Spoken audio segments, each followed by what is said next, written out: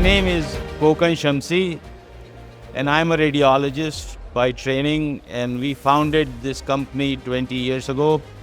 Before that, I was head of clinical development for imaging in the US for Sharing AG, which is now part of Bayer.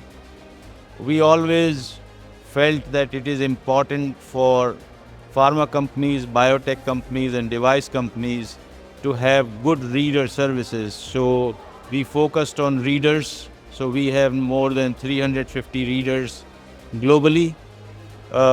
They are certified in the geography that they practice. And we are the largest reader group, and we also provide full service imaging core lab services, from image collection to image QC, developing platform and showing it to the reader and providing data set to the sponsor. So digitized AI, for example, is coming in more and more, and many times where question comes up that will radiologists become obsolete?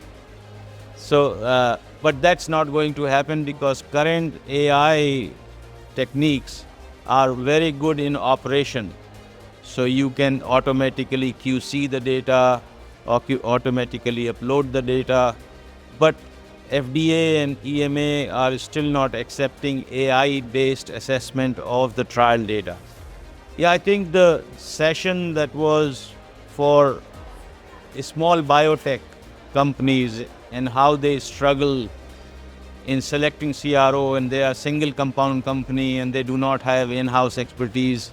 Supporting them is a key for future growth, because big pharma usually invest in small companies, and they have to be successful for big pharma to succeed.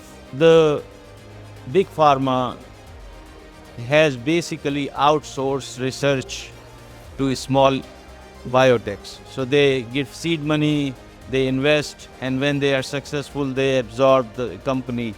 Big pharma has become basically big marketing powerhouses, and when they take the compound from early phase, and when biotech is successful in early phase, they take it to late phase and then get it approved and then market the drug. So if your feeders are dried up, then the big pharma will also not have the big bucket items that they market.